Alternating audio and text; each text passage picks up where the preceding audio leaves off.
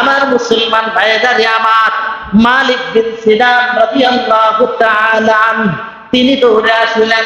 দেখেন নবীজির চেহারা মোবারক থেকে রক্তগুলো ঝরতেছে।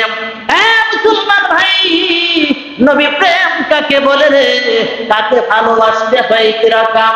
উবাইদুল্লাহ ইবনে জাররাহ এবং মালিক বিন সিনান রাদিয়াল্লাহু তাআলা আনহু তিনি যখন নাকি দেখলেন রক্ত বেয়ে বেয়ে পড়ছেন, মালিক বিন সিনান দৌড়ে গিয়ে নবীজির চেহারা মোবারক থেকে রক্তগুলো চেটে চেটে পান করেছেন, চেটে চেটে পরিষ্কার করে দিয়েছেন। চিল্লায়ে বলেন না সুবহানাল্লাহ।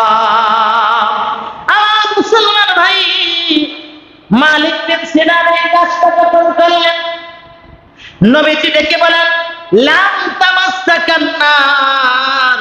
ও মালিক বিন সিনান, শুনো শুনো শুনো, তোমার এই কাজ করার কারণে তোমার জন্য জাহান্নামের আগুন হারাম হয়ে গিয়েছে। আমরা কেমন নবী প্রেমী, আমরা কেমন রাসূলকে ভালোবাসি, আর সাহাবায়ে কেরাম কেমন রাসূলকে ভালোবেসেছেন, এর দৃষ্টান্ত দেখো।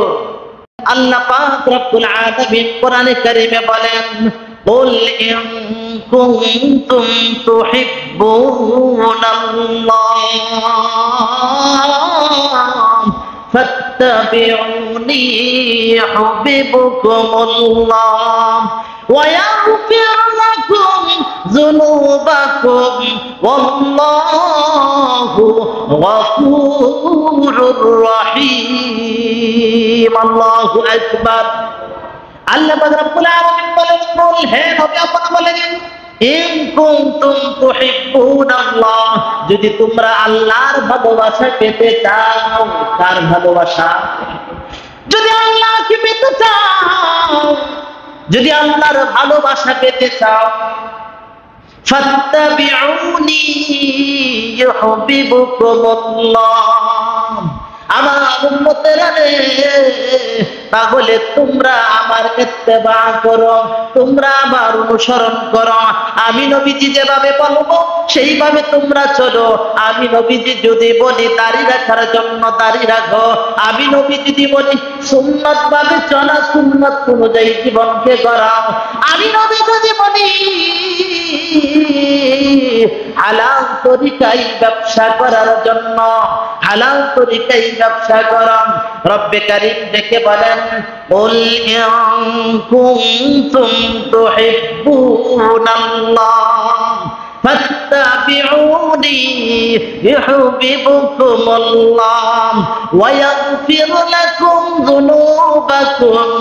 আল্লাহ পাক রব্বুল আলামিন বলেন আমি নবীজি আমার নবীর ইত্তেবা করলে পরে আমি আল্লাহ তোমারে ভালোবাসবো। তাহলে আল্লাহর ভালোবাসা পেতে হলে কাকে ভালোবাসতে হবে? নবীকে। জোরে বলেন কাকে? নবীর ভালোবাসা সাহাবায়ে কেরাম ভালোবেসেছে। সাহাবায়ে কেরামের ভালোবাসার আমাদের ভালোবাসায় তফাৎ আছে। আমরা তো 12 রবিউল আউয়াল আসলে পরেই ভালোবাসা উঠলে পরে আর সারা বছরে কোনো খবর থাকে না। নবীর ভালোবাসা সর্বক্ষণিক সব সময় থাকবে। কোন কাল ক্ষেপণ করে না, কোন সময়ের সাথে নির্ধারিত ভাবে নয়। নবী করিম সাল্লাল্লাহু আলাইহি ওয়াসাল্লামকে কোন তরিকায় ভালোবাসতে হবে নবীজি বলে দিয়েছেন। বুখারী শরীফের হাদিস, নবী করিম সাল্লাল্লাহু আলাইহি ওয়াসাল্লাম বলেন লা ইউমিনু আহাদুকুম, ওই ব্যক্তিরা ততক্ষণ পর্যন্ত প্রকৃত মুমিন হতে পারবে না। ওই ব্যক্তি ততক্ষণ পর্যন্ত প্রকৃত মুমিন হতে পারবে না হাত্তা আকুনা আহাব্বা ইলাইহি মিন ওয়ালিদিহি ওয়া ওয়ালাদিহি ওয়ান নাসি আজমাইন। যতক্ষণ না পর্যন্ত আমি নবীকে নিজের আহলিয়াল গোষ্ঠী গোষ্ঠী, মাতা পিতা, ভাই বারাদার, বন্ধু বান্ধব, টাকা পয়সা সবকিছু থেকে যদি বেশি ভালো না বাসে, এমনকি নিজের জানের চেয়েও বেশি যদি আমি নবীকে কেউ ভালো না বাসে, তাহলে সেটা প্রকৃত ভালোবাসা হয় না। মা বুঝছেননি নবীকে কেমন ভালোবাসতে হবে? নবীজি ডেকে বলেন, সহিহ হাদিস, বুখারী শরীফের হাদিস, লা ইউমিনুকুম আহাদুকুম হাত্তা আকুনা আহাব্বা ইলাইহি মিন ওয়ালিদিহি ওয়া ওয়ালাদিহি ওয়ান নাসি। নিজের পিতামাতা, নিজের সন্তানাদি এবং কি সমস্ত মানুষ থেকেও যদি বেশি ভালো, এমনকি নিজের নফস থেকেও বেশি ভালোবাসতে হবে, তাহলেই নবীকে ভালোবাসা হবে। আমাদের সমাজের ব্যাপারটা একটু ভিন্ন রকম। 12 রবিউল আউয়াল আসলে পরে জশ্নে জুলুস ঈদ মিলাদুন নবী শুরু হয়। 12 রবিউল আউয়াল আসলে পরে রাসূলের জন্ম তারিখ উদযাপন করা হয়।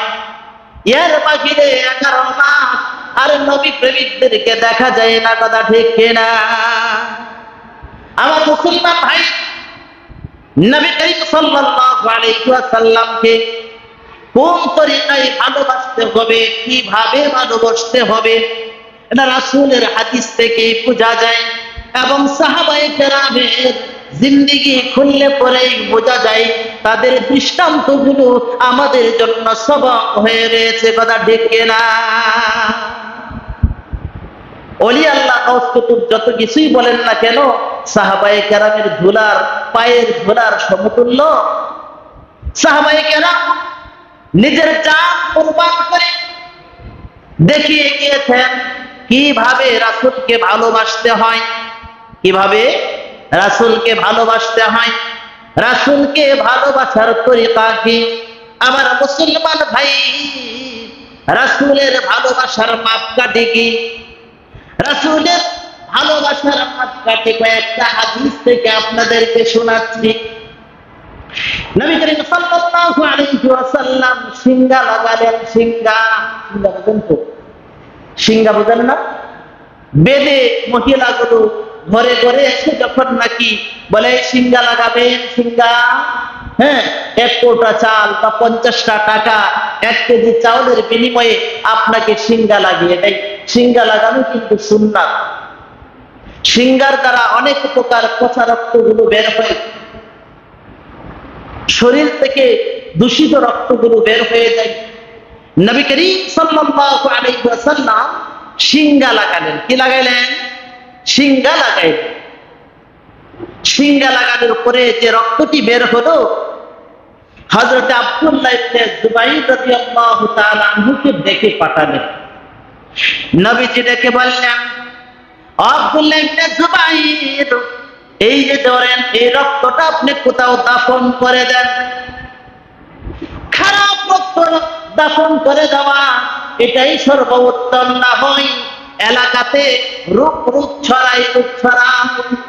কোরবানি গেল না, কোরবানির রক্তগুলো কি দাফন করা হইলে সবচেয়ে বেশ। আমরা কি করে ড্রেনে ছেড়ে দেই, তাই তো? কিন্তু নিয়ম কি? গর্ত করে দাফন করে দেওয়া। রাসূলের হাদিস থেকে সাহাবে রাসূল কিভাবে বললেন এখান থেকে বুঝে নেন। আব্দুল্লাহ ইবনে জুবাইরকে ডেকে বলে, আব্দুল্লাহ ইবনে জুবাইর, এই যে ধরেন রক্তটি আপনি একটু দাফন করে দিয়ে আসেন। আব্দুল্লাহ ইবনে জুবাইর রাদিয়াল্লাহু তাআলা আনহু রাসূলের দরবার থেকে সিঙ্গা লাগানো সেই রক্তটা নিয়ে খানিক পরে ফিরে আসলেন। কিতাবের ভিতরে লেখে, নবীজি ডেকে বললেন, আব্দুল্লাহ ইবনে জুবাইর, আমার রক্তটা কি করেছেন? আব্দুল্লাহ ইবনে জুবাইর ডেকে বলে, ইয়া রাসূলুল্লাহ, ইয়া হাবিবাল্লাহ, ওগো আল্লাহর বন্ধু, ওগো আল্লাহর দোস্ত, আমি আপনার রক্তটা পান করে নিয়েছি। চিল্লায় বলেন না সুবহানাল্লাহ। নবীজি ডেকে বলেন, আব্দুল্লাহ, হে আব্দুল্লাহ ইবনে জুবাইর, তোমার দেহের ভিতরে আমার রক্তটা গিয়েছে, তোমার জন্য জাহান্নামের আগুন হারাম হয়ে গিয়েছে। আর আসতে বলেন না সুবহানাল্লাহ। এই হলো রাসূলের ভালোবাসা। নিজের রাসূলের রক্তটা দাফন করবে দূরের কথা, অনেক সময় নবী করিম সাল্লাল্লাহু আলাইহি ওয়াসাল্লামের দেহ মুবারক থেকে এই যে গরম সিজনে আমাদের শরীর থেকে ঘাম বের হয়, পসিনা বের হয়, নবীজির শরীর মুবারক থেকে, দেহ মুবারক থেকে যখন নাকি ঘামগুলো বের হতেন, সাহাবায়ে কেরাম শিশি নিয়ে ঘামগুলো আপনার শিশির ভিতরে আপনার একত্রিত করে দেন। কেননা নবী করিম সাল্লাল্লাহু আলাইহি ওয়াসাল্লামের মুজিজা হলো রাসূলের শরীর থেকে যে ঘাম ঝরতো, ওই ঘামটা এমন সুগন্ধি যুক্ত ছিল, এই জামানার মিষ্টি আম্বরের চেয়েও বেশি ঘ্রাণ যুক্ত হতো। সুবহানাল্লাহ। আর আমরা যদি পেতাম কি হতো, ঘাম শরীরে মাগমুরের কথা বললাম, ছি করে যান, গন্ধ আসছে। কি বলে? আমার মুসলমান ভাইরা আমার ভালো করে বোঝেন, উহুদের যুদ্ধ শুরু হয়ে গেল। কোথায় উহুদের যুদ্ধ? লোকেরা এদিক সেদিক হয়ে গেল উহুদের যুদ্ধে। এটা হৃদয় বিদারক ঘটনা। উহুদের যুদ্ধ মুসলমানরা পরাজিত করেছিল। কাফেরদের অতর্কিত হামলায় ছত্রভঙ্গ হয়ে গেল সাহাবায়ে কেরাম। হঠাৎ করে দেখতে পেলেন নবী করিম সাল্লাল্লাহু আলাইহি ওয়াসাল্লামের হেলমেট মোবারক, হোন্ডার হেলমেট আছে না, যুদ্ধে যেতে গেলে লোহার হেলমেট পরা হতো। কিতাবের ভিতরে লেখা নবী করিম সাল্লাল্লাহু আলাইহি ওয়াসাল্লামের হেলমেট মোবারক দেখে দুইটা লোহার করা নবী করিম সাল্লাল্লাহু আলাইহি ওয়াসাল্লামের চেহারা মুবারকের দুই দিকে ঢুকে গেল। বেদনা বিকল, রক্ত পড়ছে। যে হযরত আবু বকর দেখলেন দুটা লোহার করা ঢুকে গেল, আর সহ্য করতে পারলেন না, দৌড়ে গেলেন নবীজির কাছে। আমার মুসলমান ভাই ভালো করে বোঝেন, আবু উবাইদা ইবনে জাররাহ রাদিয়াল্লাহু তাআলা আনহু একজন জান্নাতি সাহাবী। আবু উবাইদা ইবনে জাররাহ তিনিও দৌড়ে আসলেন, এসে ডেকে ডেকে বলেন, এ ভাই আবু বকর, একটু দূরে সরেন, আজকে নবীজির খেদমত করার আমার একটু সুযোগ করে দেন। আপনি তো অনেক খেদমত করে থাকেন, আজকের এই সুযোগটা হাতছাড়া করা যাবে না। উবাইদুল্লাহ ইবনে জাররাহ রাদিয়াল্লাহু তাআলা হয়ে কথা বলেন, নবীজির ওই যে লোহার কড়াগুলো মাথায় ঢুকে গিয়েছে, সাথে সাথে নিজের দাঁত দিয়ে এরকম ভাবে কামড় দিয়ে আপনার লোহার কড়াটা খোলার জন্য চেষ্টা করলেন। কিতাবের ভিতরে লেখে উবাইদুল্লাহ ইবনে জাররাহ ও বন্ধুরে যে টান দিল দাঁত দিয়ে, সাথে সাথে নবীজির চেহারা মুবারক থেকে একটি কড়া খুলে আসলো। সুবহানাল্লাহ। আমার মুসলমান ভাই, উবাইদুল্লাহ ইবনে জাররাহ রাদিয়াল্লাহু তাআলা তিনি যখন দাঁত দিয়ে কামড় দিয়ে এই ডালটা খুললো, সাথে সাথে ওনার একটা দাঁত ভেঙে গেল। আর শুধু হাতছাড়া করলেন না, সাথে সাথে হযরত উবাইদুল্লাহ ইবনে জাররাহ সাথে সাথে দ্বিতীয় লোহাটা খোলার জন্য কামড় দিয়ে ধরলেন। কামড় দেওয়ার সাথে সাথে দ্বিতীয় কড়াটা খুলে আসলো।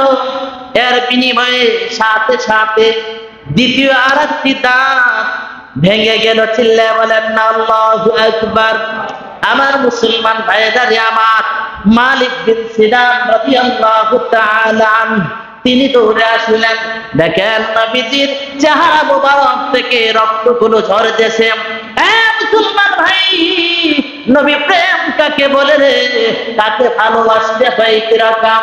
উবাইদুল্লাহ ইবনে জাররাহ এবং মালিক বিন সিনান রাদিয়াল্লাহু তাআলা আনহু তিনি যখন নাকি দেখলেন রক্ত বেয়ে পড়ছেন, মালিক বিন সিনান দৌড়ে গিয়ে নবীজির চেহারা মুবারক থেকে রক্তগুলো চেটে চেটে পান করেছেন, শুরু করেছেন। চেটে চেটে পান করে চেটে চেটে পরিষ্কার করে দিয়েছেন। চিল্লায় বলেন না সুবহানাল্লাহ। আমার মুসলমান ভাই, মালিক বিন সিনান এই কাজটা যখন করলেন, নবীজি ডেকে বলেন লাম তামাসসাকান নার, ও মালিক বিন সিনান শোনো শোনো শোনো, তোমার এই কাজ করার কারণে তোমার জন্য জাহান্নামের আগুন হারাম হয়ে গিয়েছে। আমরা কেমন নবী প্রেমী, আমরা কেমন রাসূলকে ভালোবাসি, আর সাহাবায়ে কেরাম কেমন রাসূলকে ভালোবেসেছেন, এর দৃষ্টান্ত দেখো। আমার আপনার সামনে যদি এরকমটা হতো, রক্ত চেটে পান করব দূরের কথা, আমার মুসলমান ভাই রক্ত পান করব দূরের কথা, ও বন্ধুরে দাঁত দিয়ে কড়া খুলবো দূরের কথা, আমরা দূরে চলে গেলাম, মরলে মরুক আমার করার কিছু নাই, এরকম বলে থাকবো, কথা ঠিক কিনা? কারণ নবীজির ভালোবাসা দিলের ভিতরে নাই, থাকলে ওই রকম পাওয়ারফুল নাই। কেন কেন জানি? এই যে নবীজিকে বেইজ্জতি করার কারণে মাঝে মধ্যে ঢাকার রাজপথে তৌহিদি জনতা মিছিল মিটিং করে সবাইকে পাওয়া গেলে তোমারে খুঁজে পাওয়া যায় না, কথা ঠিক কিনা?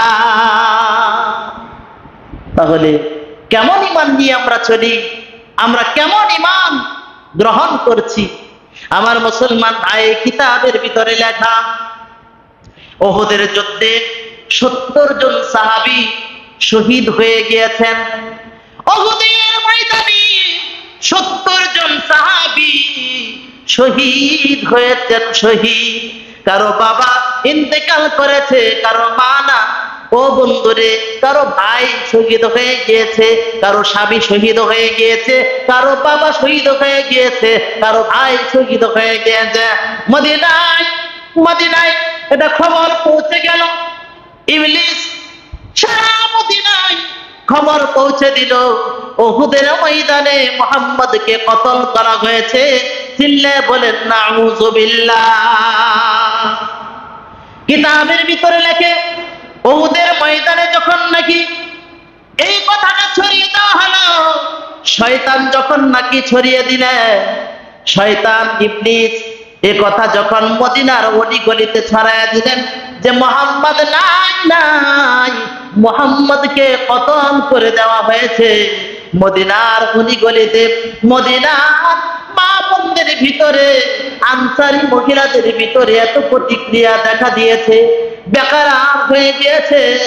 অনেক অনেক নারীরা ঘর থেকে বেরিয়ে চলে এসেছে। একজন মা আনসারী মহিলার ঘটনা হাদিসে এসেছে। আনসারী মহিলা দৌড়ে দৌড়ে উহুদের প্রান্তরের দিকে দৌড়তেছে, আর রাস্তার মানুষগুলোরে জিজ্ঞাসা করে দিয়েছে, এ ভাই, আমার নবীজিকে কেউ দেখেছ নি? আমার নবীজিকে কেউ দেখেছ নি? একজন বলে, এ বোন, তোমার পিতা শহীদ হয়ে গিয়েছে। মহিলাটি আনসারী মহিলা ইন্না লিল্লাহি ওয়া ইন্না ইলাইহি রাজিউন পড়লেন।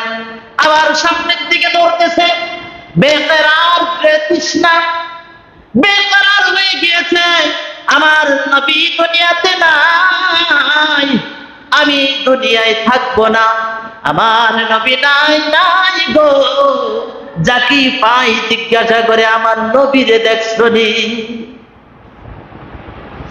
আমার সামনে যখন নাকি আরেকজনের সাক্ষাৎ পেল, কিতাবের ভিতরে লেখে আনসারী মহিলা দেখে বলে, ভাই, আমার নবীজিকে কি দেখেছেন কেউ? বলে, না না না। আনসারী মহিলা, শুনো শুনো শোনো, তোমার স্বামী উহুদের প্রান্তরে শহীদ হয়ে গিয়েছে। একথা শুনে মহিলা সাথে সাথে ইন্না লিল্লাহ পড়লেন। আবার পিতার গেট দৌড়তেছে উহুদের প্রান্তরে। উহুদের প্রান্তরে যখন নাকি দৌড়লো, আর একজনের সাথে সাক্ষাৎ, বলে, ভাই, আমার নবীকে দেখেছো কিনা? আমার নবীকে আমি দেখতে চাই। কে জানি ডেকে ডেকে বলে, গো, আমার নবীজিকে মেরে ফেলেছে, নাউযুবিল্লাহ। হঠাৎ করে আরেকজনের সাথে সাক্ষাৎ হলো। কিতাবের ভিতরে লেখে, আনসারী সাহাবী জিজ্ঞাসা করতেছে, ভাই গো, আমার নবীকে কি আপনারা দেখেছেন? বলেন, না না না, ও মহিলা, শুনো শুনো, আমি দেখেছি উহুদের প্রান্তরে তোমার ভাই শহীদ হয়েছে। চিল্লায়া বলেন না আল্লাহু আকবার। এলাকার মা বোন ভালো করে শুনেন, যদি ভালো করে শুনেন তাহলে এখান থেকে অনেক কিছু শেখার আছে। এ মা বোন, ভালো করে বুঝো, ও মা রে, তারাও তো নবীজিকে ভালোবেসেছেন। আমার ভাইয়েরা, তারাও তো আল্লাহ পাক রব্বুল আলামিনের প্রেরিত রাসূল মুহাম্মদুর রাসূলুল্লাহ সাল্লাল্লাহু আলাইহি ওয়াসাল্লামকে ভালোবেসেছেন। এ মুসলমান ভাই, ভালো করে বোঝেন। মহিলা দৌড়ে দৌড়ে যাচ্ছে, স্বামী মারা গেল, বাবা মারা গেল, ভাই মারা গেল।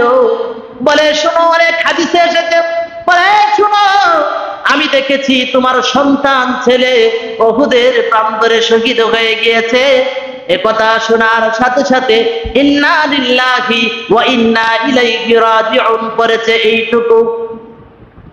সামনের দিকে এগিয়ে যাচ্ছে, হঠাৎ করে একজনের সাথে সাক্ষাৎ, ডেকে বলে, ভাই আমার প্রাণের নবীরে কেউ দেখছনি?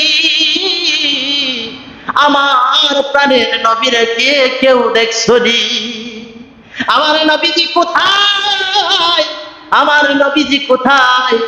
একজন ইশারা দিয়ে দেখিয়ে দিলেন, ওই যে দেখো নবীজি, ওই যে এখানে আছেন। চিল্লা বলেন না আল্লাহু আকবার।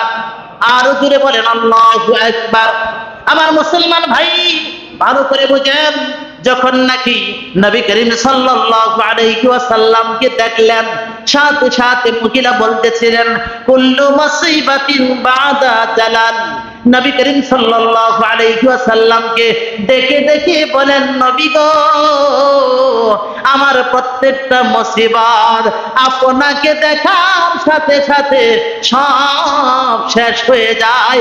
আপনার তুললে এই মুসিবত গুলো হলো তুচ্ছ। চিল্লা বলেন না সুবহানাল্লাহ। আরো চিল্লা বলেন না সুবহানাল্লাহ। আমার মুসলমান ভাই, কেমন আনসারী সাহাবী মহিলা, আনসারী মহিলার যে ঈমান তাজা, এরকম ঈমান আপনার আমার নাই। কথা ঠিক কিনা জোরে বলেন? আপনার আমার ঈমান এতটা তাজা নাই।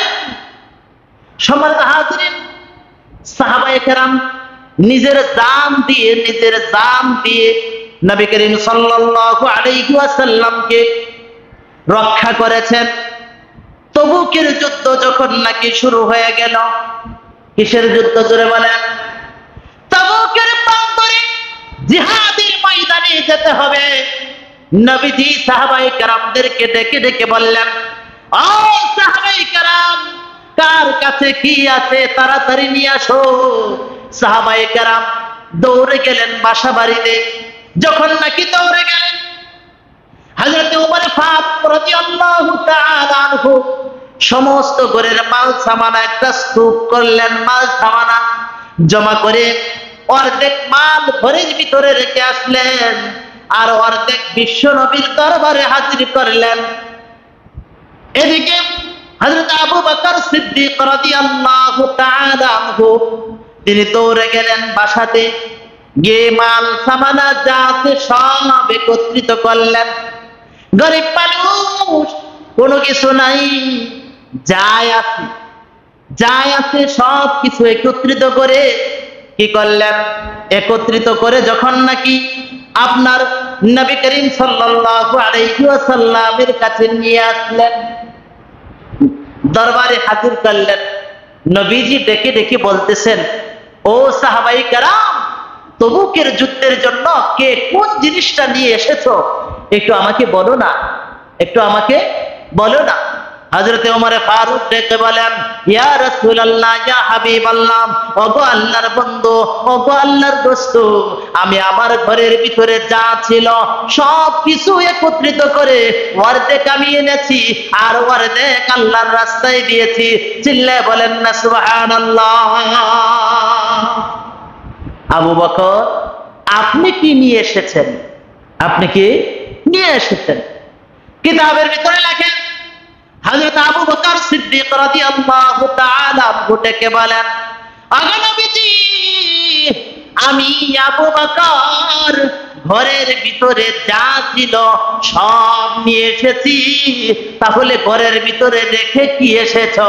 হযরত আবু বকর ডেকে বলেন, নবী গো, আমার ঘরের ভিতরে আল্লাহ এবং আল্লাহর রাসূলকে রেখে এসেছি।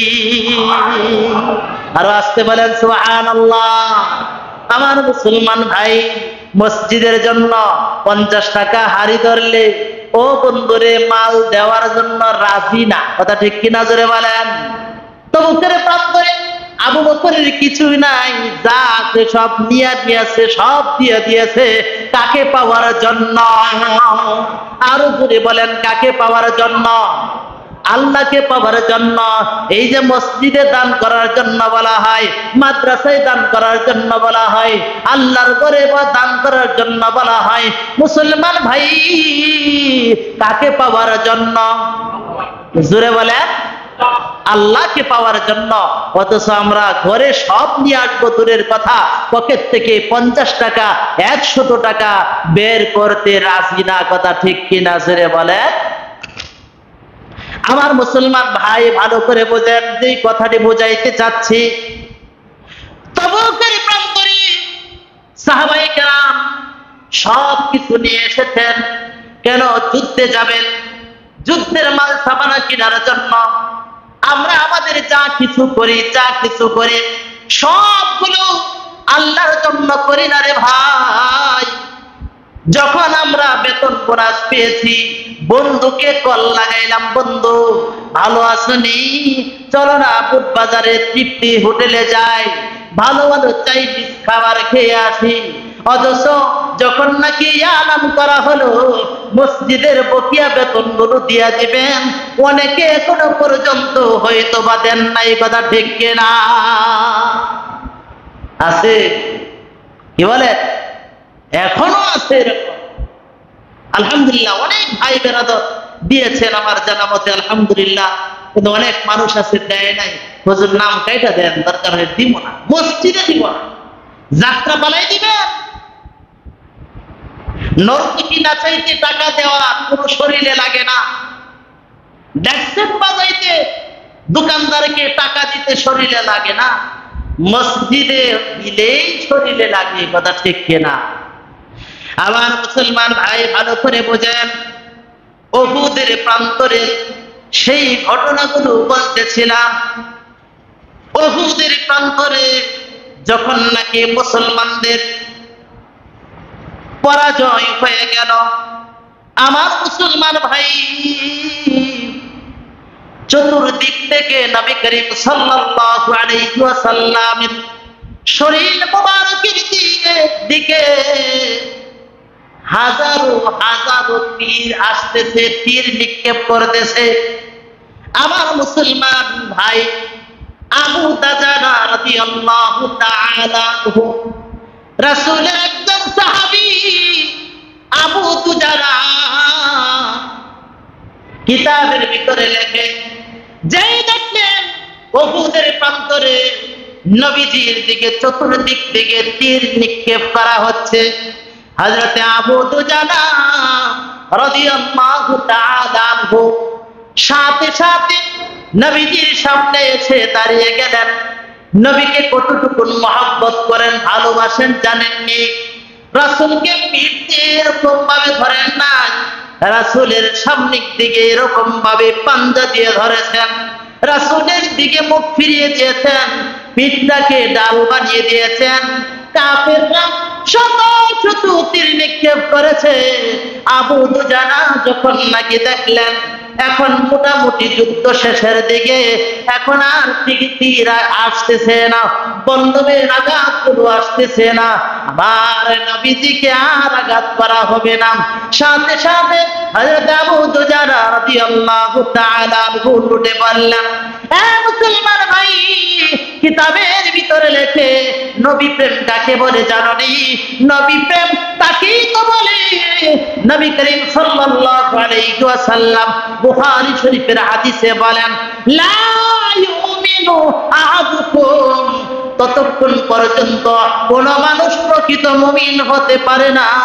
হাত্তা আকুনা হাব্বা ইলাইহি মিন ওয়ালিদিহি ওয়া ওয়ালাদিহি ওয়ান নাসি আজমাইন, ততক্ষণ পর্যন্ত কোন মানুষ কোন মুমিন হতে পরিপূর্ণ মুমিন হতে পারে না যতক্ষণ পর্যন্ত নিজের সন্তান সন্ততি, নিজের মাতা পিতার চেয়ে, নিজের সন্তান থেকে, নিজের আত্মীয় স্বজন থেকে, এমনকি সকল মানুষ থেকে নিজের জানের চেয়েও বেশি নবীকে যতক্ষণ না পর্যন্ত মানুষ ভালো না বাসবে ততক্ষণ পর্যন্ত প্রকৃত মুমিন হওয়া যায় না। সাহাবায়ে কেরাম প্রকৃত মুমিন হয়ে দেখিয়েছেন, কথা ঠিক কিনা জোরে বলেন।